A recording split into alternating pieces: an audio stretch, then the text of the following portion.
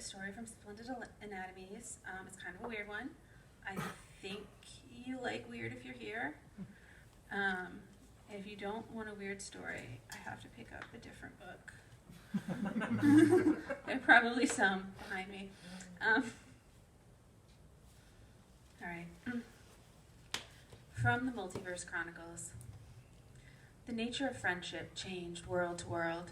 We were like sisters in this one, not lovers or best friends or arbitrarily paired research associates. Maybe we were like two puppies in a puppy pile. But of course, we also talked about science and discovery, and if this life were the one, the keeper. You have to understand, it was all yogurt in this world, plain yogurt and nothing else, nothing at all. I liked the softness. I liked that I didn't question, or only briefly, how the yogurt didn't spoil. Not past the spoilage that is already yogurt, I mean. Where it came from was never a question. It only increased. It was never a question of any world, though folks may query through the comms. Sleeping was an immediate obstacle. A body submerged was cool and soft, but the head must stay above for breathing. We took turns, one holding the other's head aloft for a full 8 hours. It was tender, but it couldn't be sustained. Then we discovered a pattern to form with our bodies, of my head atop Marta's thigh, and her body curled like the moon too, and her head on my thigh. Clockwise for the first 4 hours, then a flip and a turn, and counter for the remaining 4. Circadian rhythms held, though the light never changed, and time was pale and soft too. For hygiene, we arranged our quarters in 3 parts, drawn only in the mind. We slept in an area distinct from where we ate, which was also distinct from where we defecated. We hoped so. But alas, as our bodies took in nothing but yogurt, our releases merged in color and texture with the world around us. There was no shape or stain to orient ourselves upon waking, no landmark in the mush. Oh, for a compass. Submerged in the yogurt, we reminisced in the beginning of other worlds, other explorations. A world of dragons, we took notes. An ocean world, we built a raft. A bureaucratic world, we shared lunch and gossip, rolled our eyes. A broken glass world, the only softness was Marta's body until that turned sharp and jagged too.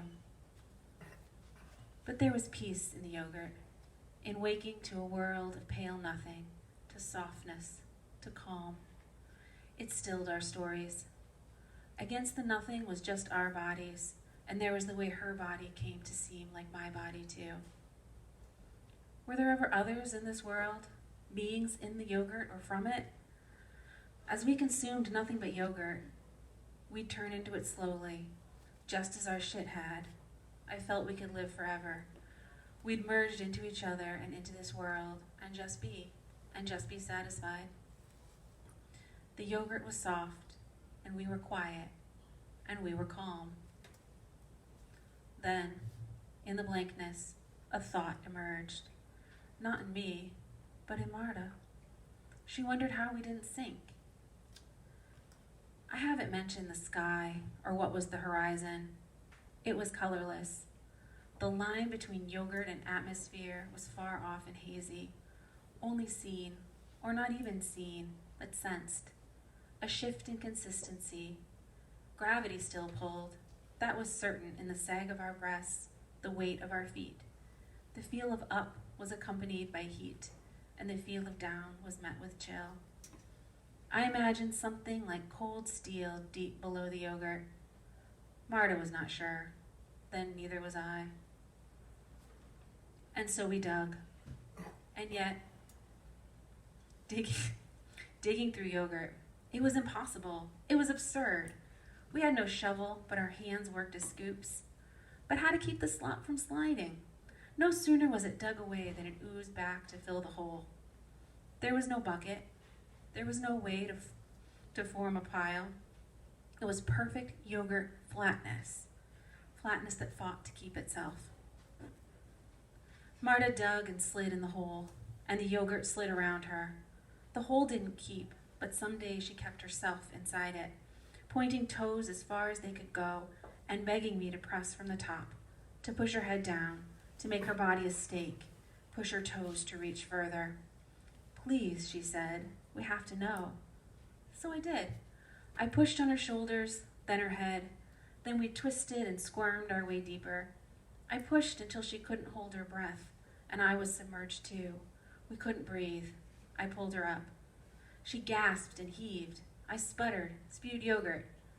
I could only see her for the eyes that were dark against the yogurt as she opened them and wiped with a yogurt hand against them and smeared yogurt against yogurt until the darkness of her mouth split from the yogurt lump that was her head. I'm sure I looked the same. Marta gave up her digging, but still, in her sleep, she burrowed, and we'd wake in airlessness. It was panic to wake submerged in yogurt, which direction to scramble. We'd jolt, and there was silent screaming until we found air, bright, lovely gulps of air, before nesting again, half submerged. The yogurt didn't sting our eyes anymore, but we couldn't see through it. Years passed. Those must have been years. And anyway, what use to see through it? There was only more yogurt. Our bodies were covered with it, and it was only rare moments, struck by nostalgia or something else, that we scraped to check the color of our skin, not knowing whose we'd find beneath the yogurt or how pale and milk-like it would be. We never let go of each other. As we rolled through the yogurt, a clasp of fingers would circle a wrist or an ankle, whose? Or elbows would tangle, or knees. We'd sleep, and we'd eat, and we'd release yogurt from our bodies, and we'd talk, sometimes with words, but mostly now without them, and the yogurt increasing. One time we woke. Fingers circled the wrist that wasn't the wrong one. Marta wasn't me. I knew it. And I knew the fingers I held were my fingers. And where was Marta? Asleep beside me. And then I knew we'd have to leave.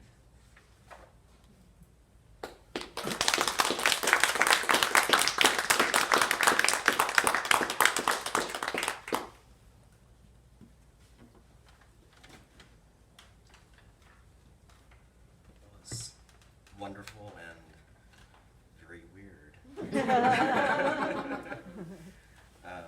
So I'm going to be reading from a chapter called Grave Friends.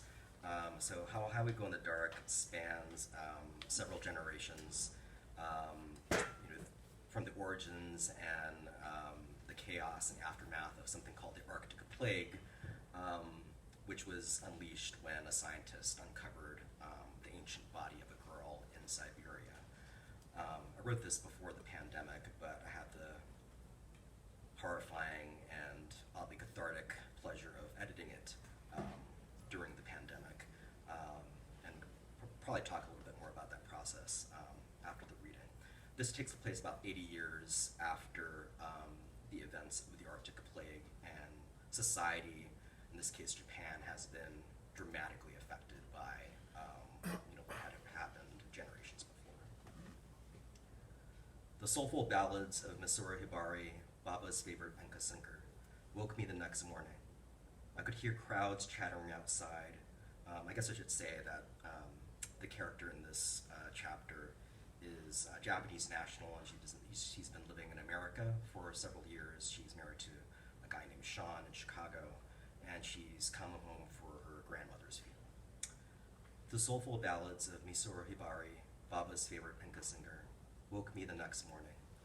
I could hear crowds chattering outside, trucks beeping in reverse as they delivered tables and chairs and flowers. My parents had closed off half the street with orange cones they'd borrowed from the local elementary school gym teacher. From my window, I could see the Fujita sisters, smoking in the outskirts of the commotion, scowling. Everyone except Uncle Michihiro, who wore a t-shirt and an ill-fitting sports coat, had donned a vibrant yukata, pinks and purples and oranges with ornate floral patterns. My mother barked orders to delivery drivers, while some of the uncles constructed pop-up tents. Mrs. Kishimoto and the priest, who had all come from Osaka, arranged flowers on the reception lunch tables. At the center of the affair, a large portrait of Baba, surrounded by white chrysanthemums, the traditional choice, and sunflowers, Baba's favorite. And beside this lay Baba herself on a long metal tray beneath a plastic cover, as if her ashes were part of some buffet. Chopsticks rested on top for the family to use to pick out the remaining bones. The large urn, a nearly 3-meter tall chrome egg, sat in a wooden cradle that my great-grandfather had carved, and etched all over the egg were the names of everyone in the neighborhood who had already contributed their remains. I imagined the ashes of my aunties and uncles, my grandfather Gigi, all layered on top of the other inside the pod, a stratum of our family. I found my father downstairs steaming the wrinkles out of my old gray and pink orchid yukata. Instead of our usual miso and rice ball breakfast, he made me waffles with a side of bacon and eggs. He hugged me tightly and told me he was happy for me. I'm looking forward to being a grandfather, he said. When all this is over, your mother will be able to celebrate your future. Don't worry. After eating breakfast, I stepped out into our normally quiet street that had transformed into a celebration of Baba's life. I felt an immediate kinship with the Fujita sisters, who stuck to the sidelines like outcasts at a party. I thought about returning to the house until the ceremony began, but slimy Uncle Mitch raised his eyebrows from across the street and turned his hands into pistols, firing them at me as he swaggered over. "There's my girl," he said. "Long time, too long." "Uncle Mitch," I said, more of a statement than a greeting. He asked me about America, about beautiful American girls. I kept walking and told him I needed to find my mother. As I wove through the growing crowd, I found myself engaging in the sort of catch-up small talk I hated, repeating the same banal niceties. Finally, the priest rang a bell and called the ceremony to order, telling the crowd how worldwide tragedy many generations ago had brought our country closer together. In suffering, he said, we found our heart. In suffering, we found new traditions, a way forward. My mother, my father, Tamami, and I stood before Baba's remains as the others found their seats. A canopy provided shade. Mist fans dangled from the poles, helping everyone stay cool in the summer heat. A banner hung over their heads with a photo of Baba and her name, Kimiko Tadashi, 2034 to 2105. We waited for my mother to go first. She signaled for my father to begin. We watched him slowly pick out the first bone fragments and place them in a small wooden box, one of several we planned to distribute among the neighborhood. A bit of toe or ankle, who knows? I couldn't help but picture Baba watching us from the audience. Tamami followed, ribs and spine, and all that held the life of my Baba together, all that contained the sickness that ate at her until the doctors found it too late. Every movement was slowed and considered, as if Baba could feel us carrying the pieces of her, the pressure of the chopsticks cradling bone. My father signaled for me to continue. I'd like to imagine that I picked apart of Baba's smile, her cheeks, her head that held so much love and secrets and wisdom. She had given me permission to leave, but she would have wanted me to remember moments like this, my mother sobbing in the background. When it was finally my mother's turn, I watched her tears darken the ashes, her unsteady hands barely able to hold the chopsticks. I stood beside her, wrapped one arm around her waist, steadied her wrist with my other hand. "No tears," I said. She looked at me, nodded, and wiped them away. "Together." "Together," she said. Our hands combed the ashes, removing the last bone fragments. I felt like Baba had given us one final gift. The street was, I'm zooming past a couple paragraphs here. The street was crawling with stragglers well into the evening as the cleanup began, and Baba's ashes, now in the urn, were taken away. Apart from one burst of grief, the day had seemed to energize my mother. She asked if we should all walk to the cemetery tower together to see if the urn was ready. "I know they said it might take a day, but I need to get off the street for a while," my mother said. "We've earned it. Some power walking will do us some good." Tamami stayed behind to help the drunk aunties and uncles find their way home. It was only me and my father, trailing far behind me as my mother sprinted ahead of us. Even from our residential neighborhood, it was hard to escape the view of the closest funerary towers. The same was true in Chicago or in any major city, repurposed skyscrapers to hold and honor the dead. It seemed like everyone was walking either to or from a funeral. death had become a way of life. How was today for you? My father asked. It was nice seeing everybody there for Baba, I said. My father was an old school type and didn't really say much. He basically let our mother raise us unless she needed backup dealing with bad behavior. I could tell the news of the baby had filled him with joy, though. He kept staring at my stomach, a weird grin on his face. We walked for several more blocks in silence. I think today really helped your mother. She's always been sick, not like Baba, of course, but the last few years have been hard. Our neighborhood has become a lot more important to her. It's something she can count on. It sounds like you're trying to make a point, I said. I was never angry with you, he said, and I'm so happy for you and Sean. I know it's different for your generation, for you especially. You need to move on. But do you miss any of this? Could you ever come back? I watched my mother swing her arms in the air, occasionally waving to an acquaintance, a group of teenagers huddled outside the manga shop I used to call my church, the same old men I saw growing up sitting at the counter of their sake bar. In the street, self-driving taxis began their nighttime circuit, picking up salarymen from their required nights on the town with their superiors. Somewhere behind us, Tamami was walking the aunties and uncles back to their homes. I thought about if I raised my child here, they would have an entire neighborhood of love. I do, I said. Miss it, that is. We approached the funerary tower, and my father stopped before we caught up with my mother.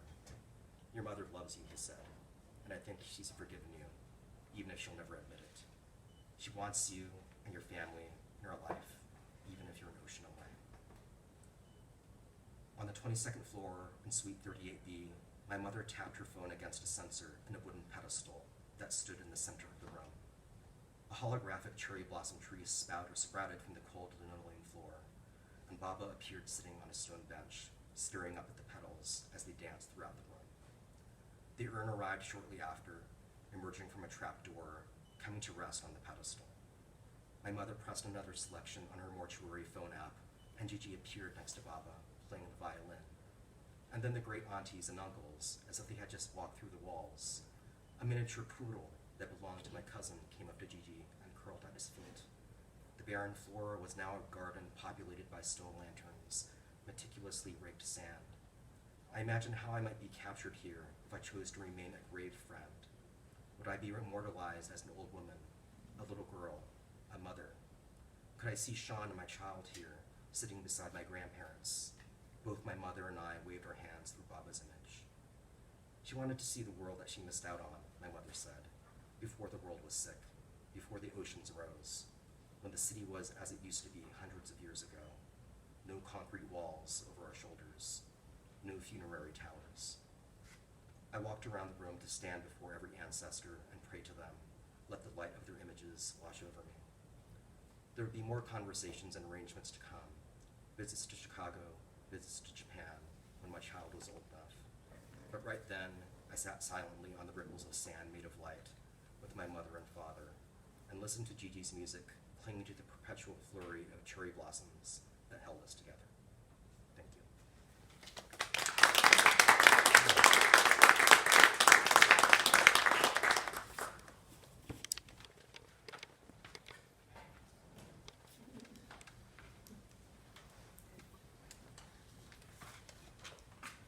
That's so fun. Yes. I think that's the first word that's been used to describe the book. So.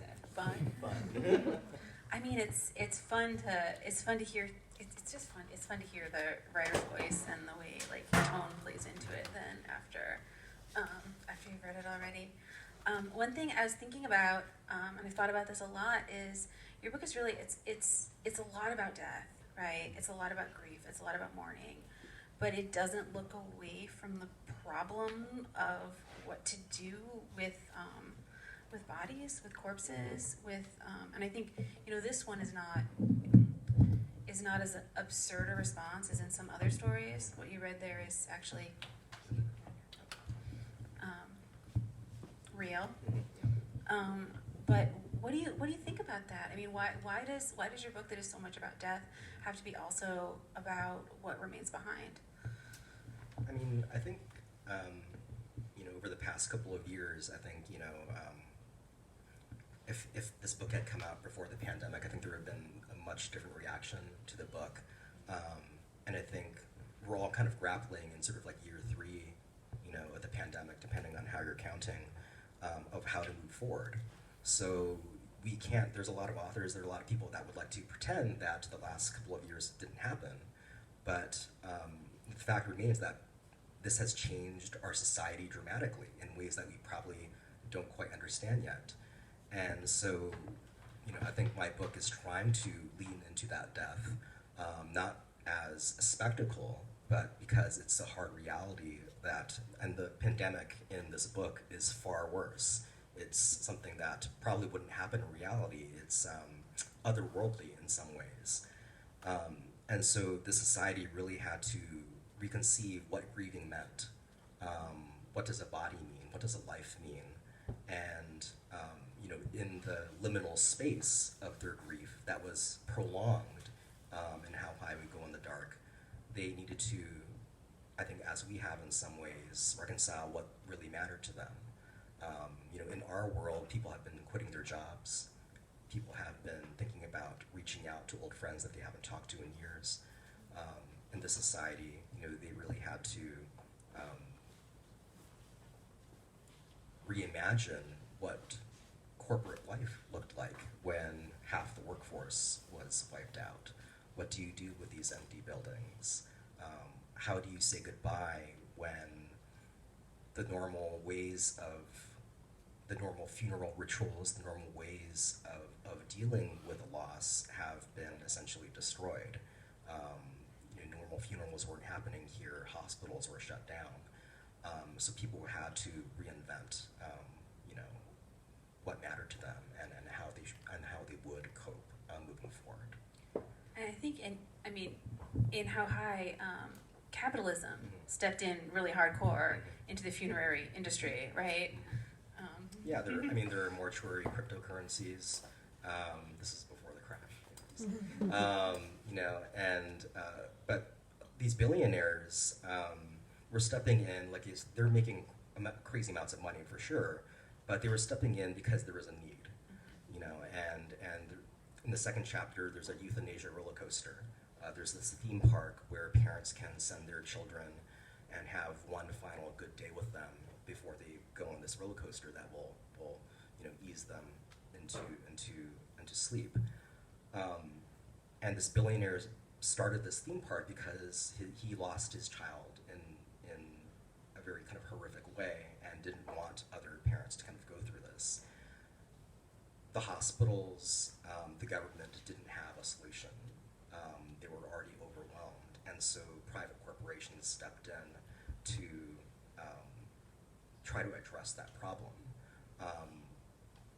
Whether or not there were corporations in this world that exploited people, I'm sure there were.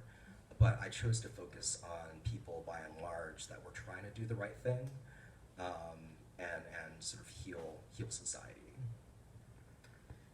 Yeah, one of the things you just mentioned, sort of the looking back and the looking forward. I feel like one of the ways your book almost is structured is in terms of that sort of textural when a story is looking back and trying to cope, and then when it's able to look forward. Maybe this is just my imagination here, but in the later half of the book, there's a lot more looking forward, than in the back, and then it sort of modulates it. Even in the story, the chapter you read today, this is one of the few where I feel like they're looking both directions, right? This is like a pivot point, even. I don't know, where does it occur? Yeah. Is it, a little bit? Yeah, I think, even in the early chapters, there needed to be a little bit of hope, because kind of what's the point if all hope has gone, if there's no way for my characters to even get to a point of a bittersweet catharsis. Maybe there's certainly characters that came into the pandemic with a lot of emotional baggage, a lot of family drama that they're still carrying with them. But I always wanted them to kind of get to a place where they could see a future, and if they couldn't quite get there, they could actually at least see the horizon and talk to people about it. Maybe they're not ready yet, and some of the chapters, they just didn't quite get there. But I always wanted that to be an option. But speaking of structure, because this novel is kind of like a novel in stories, there's obviously thematic world threads. The world evolves. There's Easter eggs that pop in here, throughout, because there's a really weird last chapter that either upsets people or blows their minds. But you wrote a short story collection, and in the same way, because my first book was a short story collection as well, and I did so much organization for this book, I'm really curious as to when did you know that you had a collection? When did you know that you had a book? And was there any kind of method that you used to order or frame your book in a certain ways? Because I think much like How High, your book is full of careers and weird jobs, but it's also a book that is filled with fairy tales, speculative fiction, fabulism, and all sorts of experimental forms. I like that you asked that question, because I have to say that one of the books that was not a model, but made me understand how collections could hang together was honestly the Where We Are, when All We Are Is Gone, which I don't know when I first read it. When did it come out? 2016?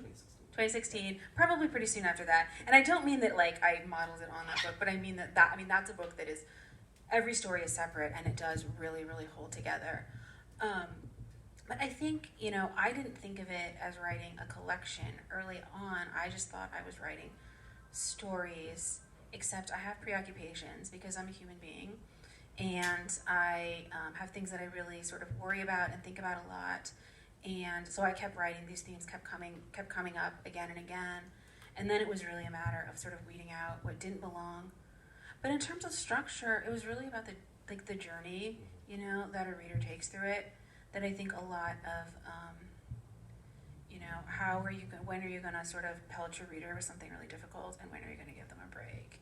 And when are you going to make something, a little short or a little long? Those things mattered. I also had things when there is magic in a book, and there's magic in one story and there's not magic in another story, that magic will sort of mist through once we know that there's magic in a book. So spreading the magic through so that the magic that was purposefully absent in some stories, would be purposefully absent in those stories, instead of obviously there's no magic, that had a lot to do with it. And then things like gore, in my book, I want human bodies to always be a sack of meat, because they always are. They are always messy, and they are always complicated. And all of my stories are about people sort of dealing with the problem of living in a human body that is messy and unpredictable and violent, and the struggle of making it your own, the struggle of its impermanence. And I think if you can see in one story, if you can see something a little gruesome about a body in a story, and then you have a story that doesn't treat it as gruesome, that gore kind of mists like magic through the story. So that was a lot of sort of what I was thinking about, was sort of what elements would transfer from story to story, and if a reader saw a thing one way in one story, then another story could be about something else, but those images would still. And then there were things I've got a story where literally, a portal is opening to another dimension, right? What story goes after that story is really, really important, and I played with that a ton, what is that, that new world? That had to be a weird one. But a lot of question answer, things like that. No, Yeah. I love that, because it's almost it's a misting over, but it's also kind of a palate cleanser to allow, or I guess a space to allow the reader to maybe dwell on the weirdness or the horror or whatever it may be, if you're in a more of a everyday, quote-unquote, realist space, even if that realist space is more absurd than some of the stories. Yeah, and I was thinking, like with yours, sometimes the stories don't close in this way that that if we call your book a novel in stories, we would expect a somewhat tighter closure. But when we call it a novel that works with these separate pieces, that openness at the end, what that creates for me is this, that one story hasn't completely tied up, so it sort of lives beneath it in your brain, so those characters are still going, even though we know maybe where they're going. But that's a lot of like seeing that happen. It's kind of maybe similar. I guess kind of going back to this idea of jobs, because I'm fascinated, and I often write about people that have like specific jobs. On a craft level, there's a reason for that, because it's a way of world building and giving information to readers in a very convenient way. But in How High, even if somebody's a scientist, I didn't want to write the scientist story, because we have that story already. We have movies about, you know, people at the CDC trying to like race against the clock. You know, Outbreak was great. But I wanted to see what happened when they went home. Yeah. And their quieter moments. Can you talk a little bit more about, you know, all the weird jobs in your collection and your preoccupation with you know, with occupations? Yeah, when I was really young, somebody told me I just wrote job stories, and I cried and yelled at them. But then I realized it was true. There's something to me about the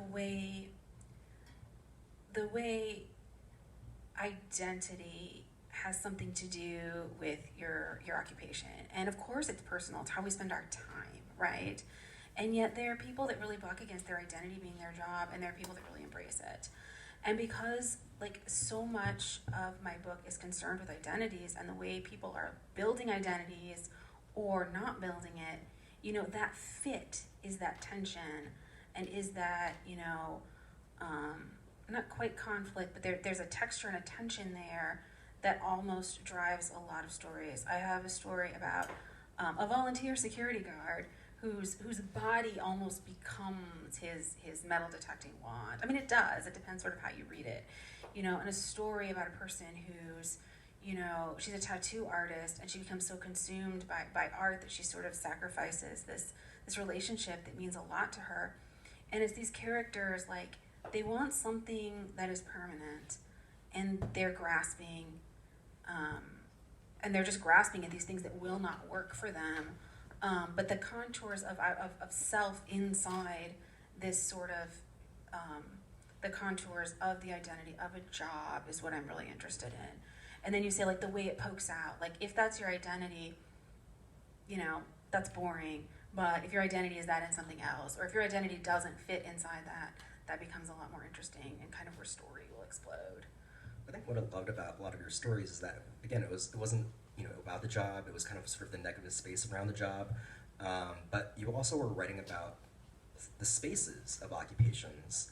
And I think especially the first story, but a lot of the others were talking about how what you do for a living or for a hobby or whatever can make you more aware of your own identity. And there was a lot of the pieces had to dealt with gender dynamics and issues of power, and how all of that plays into, you know, how we feel about, you know, what we do for money. Yeah, and I mean, power dynamics in jobs, I mean, that is really fraught, you know, and it is a strange thing to just be a human being and somebody has power over you just because, you know, I mean, it's, you know, we say it has something to do with merit, but no, it's luck, you know, it's where you ended up. And yeah, like that can be this extra pressure, this extra strange power dynamic that becomes this sort of, you know, another obstacle in the pinball machine of how all these parts are sort of zooming around in a story and making something happen. And yeah, in my book, I think it is really, really interested in power dynamics and in gender and in the ways we sort of build gender again and again, character by character and, you know, day to day. And I lost the thread of that question. Yeah. We both tend to write weird stories, Yeah. whatever you want to call it, you know, speculative fiction. Sometimes we're writing fairy tales. I guess the larger, broad question is why? You know, like, why, if you can get sort of the same message from literary realism, do you gravitate towards the fantastic in whatever form that may take?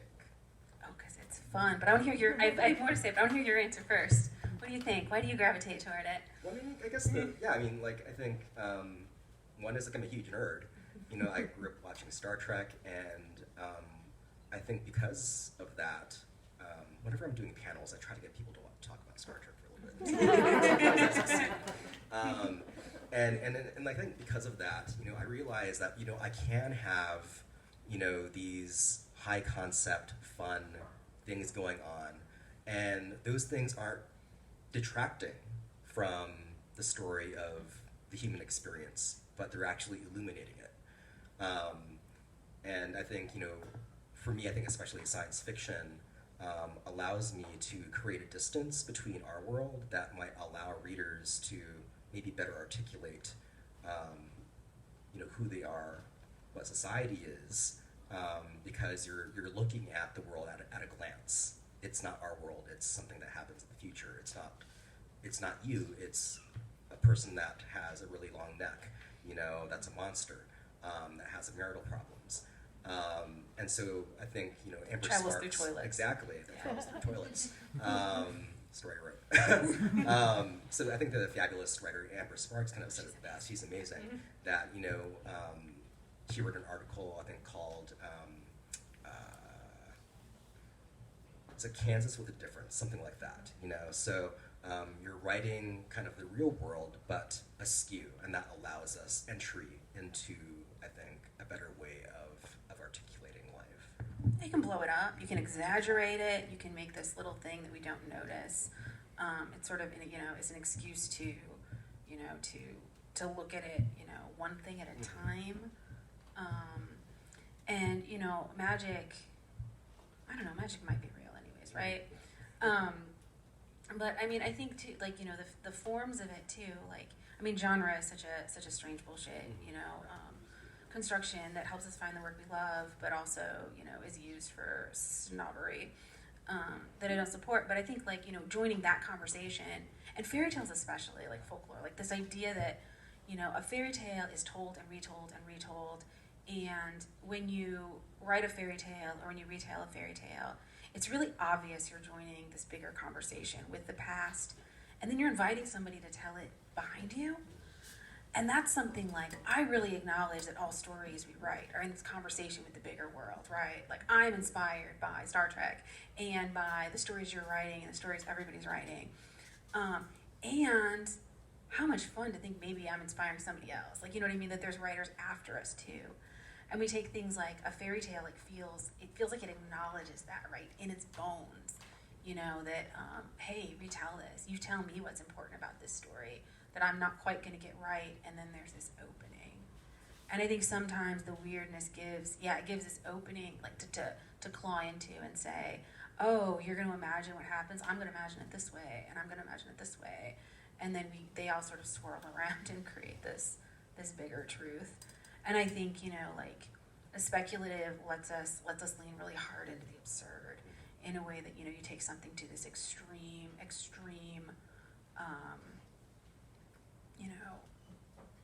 exaggeration of itself. It's no longer realistic, and yet we can pick it up and look at it in a different way. So yeah, absolutely on that. I mean, the absurd too. Like, I mean, like, just talking about the absurd, like the original, the literary meaning of the absurd is meaninglessness, right? I tend to use the word now as a way not to use some other words that I try not to use, like we just say, oh, that's absurd. But it means there's no meaning in life, we're all going to die. And it means there's something really, really silly, and messy and gross. And the fact that it can mean both things, which is something, I don't know, I want to do that all the time, put both of those things in my stories. Something fun and silly and messy and yucky and, really depressing and awful, because we are going to die. This impermanence, this grossness of being in our bodies is real. And to have an idea that sort of gets it both, there's a dimension to that. Yeah. Right. I mean, I think you're right that, like, genre overall is just kind of like a bullshit. It's a matter for marketing departments, for salespeople. There's, I think, certainly a use for them to some degree, but as somebody that teaches in an English department, as somebody that is sometimes has to avoid reviews, as a writer, I realize that the way that we talk about literature is steeped in vocabulary that has not kept pace with literary culture. Oh yeah. It's stuck in modernism and postmodernism, and critics don't know how to talk about science fiction or fantasy or especially horror. So you have somebody like Kazuo Ishiguro, who's won the Nobel Prize, and because he's won the Nobel Prize, he's literary. Colleges and the important people want to claim him, and yet they don't know how to talk about his work. They'll say, "Oh, what's this doing in your work? That's kind of a weird thing that you're trying to do, but it's still literature." And yet fans know how to talk about these lower genre things, like in the Academy and in the reviewers. And you're right, and it's strange, right, to not really have the vocabulary for it. But people reading it, people who are loving it, have their own vocabulary for it, and cultures built around it and ways to talk about it. And I do think like this genre is so useful in finding your reader, right? Like I don't really want people who are going to hate my book to read my book. I have a weird book, and a lot of people are going to hate it. I want people who are going to love my book to read my book. And it doesn't really have a genre, but you know what I mean? Like that. I mean, I don't know, it does, but but like the idea of these categories that can help people find what they're going to love. That's how we get people to read. So I don't like the system we have, but I do think we need something in its place to like help people find what they're going to love. How are we doing with time? Yeah. About 10 minutes. 10 minutes. of the conversation? In general. In general, okay. Okay, should we do the Q&A? Yeah. Yeah.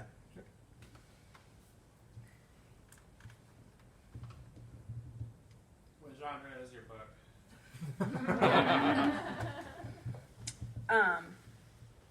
Somebody asked Kelly Link that question once, and she said weird ass shit.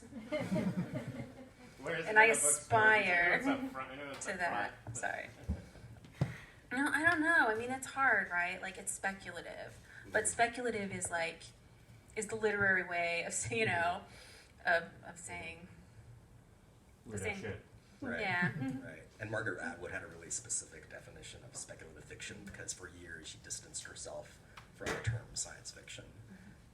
But I mean, like, what if you're looking at the word speculative fiction or speculate? What fiction is not speculative? Yeah. So, I mean, nonfiction, I Yeah. suppose. But even that Right. is pretty speculative. Yeah. In practice, I usually use speculative fiction because I think a lot of people understands, like people on Goodreads or whatever. They know that means like literary fiction, but something else is going on. Yeah. So I tend to use that. Or I say literary sci-fi, which is kind of snobby. I feel a difference between the two, though, So, So, can you share a little bit about what the yogurt is about for you personally? I mean, thank you for listening and putting up to my weird yogurt story. I didn't know if it would completely flop. Maybe it did. I always like to read a different thing, than I've read before from the book. I think it is about this, like, it's a story to me that is about the different ways we can be sort of individuals and paired and in community. And it's about this sort of pushback and this texture between how I can be myself and I can be all these things that, like, taking this yogurt into a body and becoming a part of it and losing yourself in a landscape and losing yourself in a relationship. And it's a story that is not meant, in my opinion, to say one of those is good or bad, that we must be individuals or that we must be, subsumed by our atmosphere, but that we are sort of all things. And honestly, working it through, like, it was a difficult story when it was really difficult for the reader, maybe it still is, when it was kind of just a story about sort of those textural changes, how we can be all of those things at once. It's that, and, I just made it sound more confusing, didn't I? No. No. But I think it's about bodies and merging and losing the border of self, and that not necessarily being a bad thing, but something that is sort of moved through. Yeah. Okay, I had a couple questions. One, I was wondering how you knew you had a novel stories, like you started to write stories and then novel, and then second, just so you have time to think, I was wondering for both of you if there are like certain characteristics you're drawn to in your characters? Like if you, after you've read a bunch of her, you're like, wow, I go back to characters who do this or have something in common. Yeah, like I started, like the earliest stories in the book kind of were just stories. And I wrote the book off and on kind of over a period of like 10 years or something. And so at first they were just stories, but eventually I started seeing trends, and most of those early stories all had sort of like grief, reimagining grief. I was living in Japan at the time and kind of dealing with my own grief, and very struck by, I guess, the predicament of places like Tokyo, where there's like no room to build cemeteries. So funerary skyscrapers do exist there. There's like all sorts of, cool futuristic things that they're trying to do, both to save money but also as a space-saving venture, and doing that, but also still trying to kind of honor ritual and honor their traditions. So a lot of those early stories were kind of playing with that. The plague element didn't come in until about 2014 or so, and I read this article in the Atlantic Monthly about scientists discovering ancient viruses in the permafrost. And I feel like we keep seeing more and more of these articles, lucky us, right? So I didn't want to write that story like on the surface though, because we already have those movies. But I thought that could be kind of a frame for the work I was already doing. So at that point, I was already working with my agent on possible projects. I was working on another novel, which is actually going to be my second novel. I'm supposed to be turning in December. So we started looking at kind of what had been amassing, these stories that had these connective threads. Some characters were already reappearing. There was already this frame of the plague. And I revised that book for at least 3 years, creating new chapters where there was gaps in time that needed to be addressed, like the plague needed to be cured at some point. There was a space travel chapter, so I had to kind of deal with the relativistic effects of like, okay, so this journey takes 1,000 years or something to kind of get to their next planet, but life on Earth is still remaining.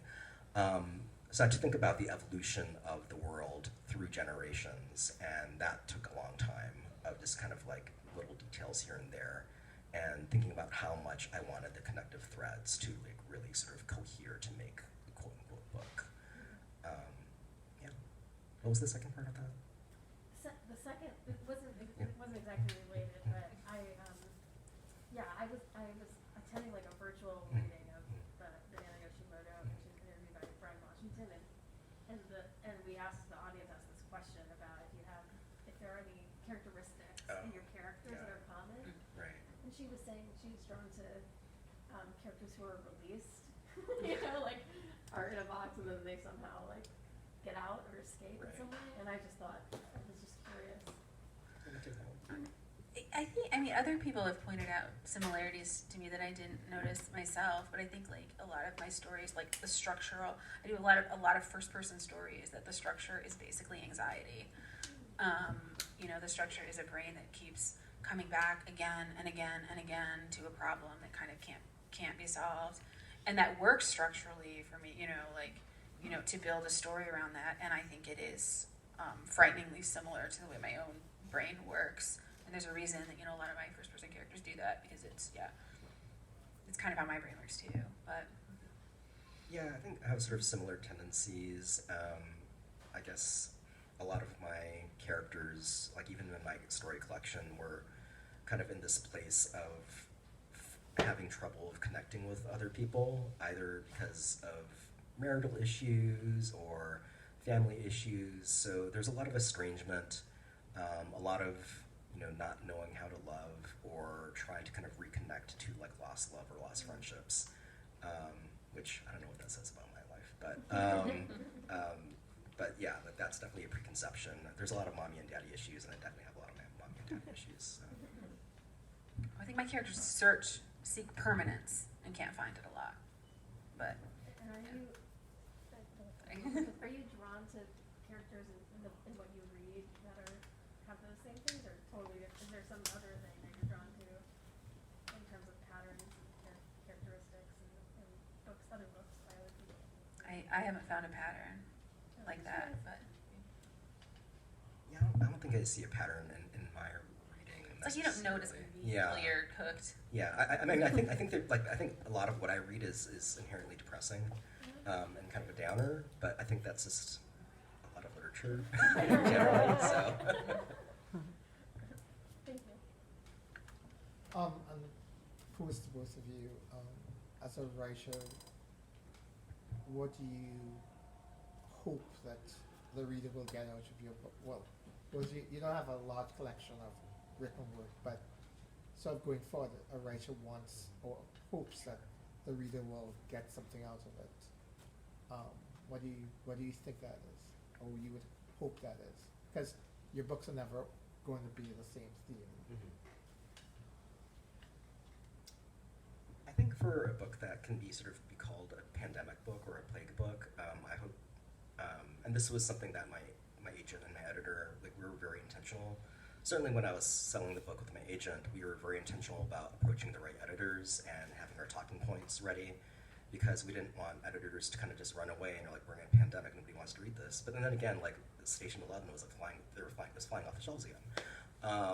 And so we knew that, like, a lot of people would be leaning in and would want fiction like this to articulate kind of the moment or think about just life generally.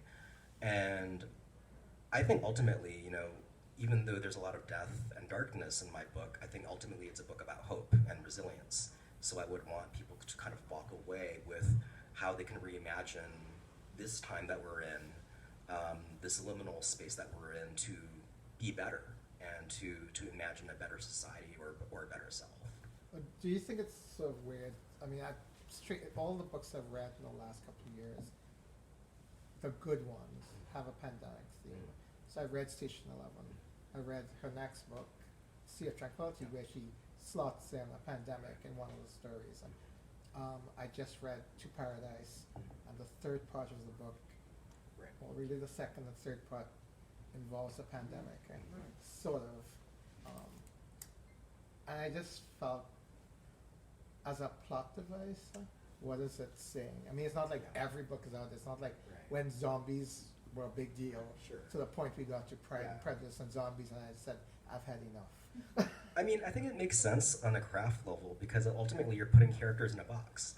You're taking them outside of their normal life, and you're giving them time to reimagine themselves, to think about what matters.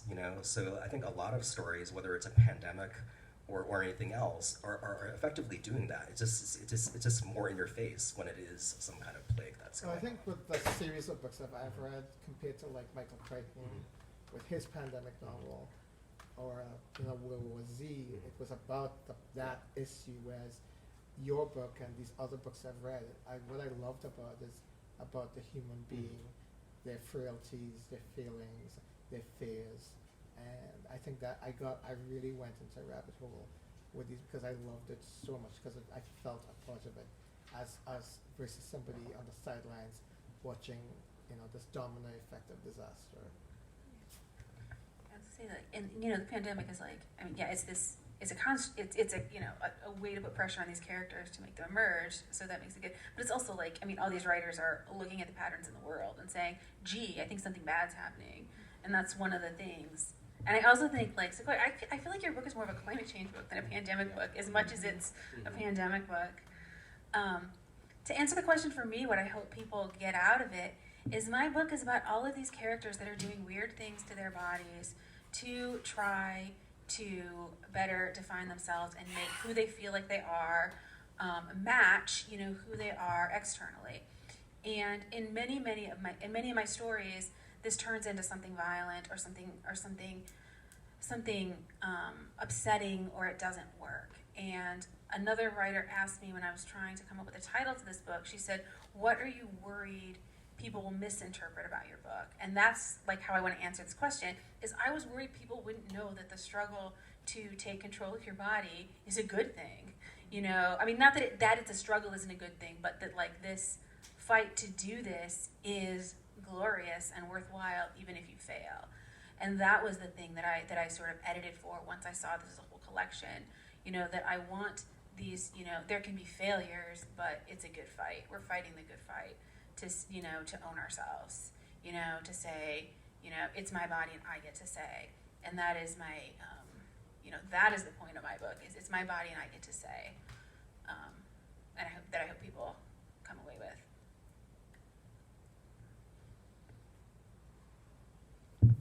Thank you very much. Yeah.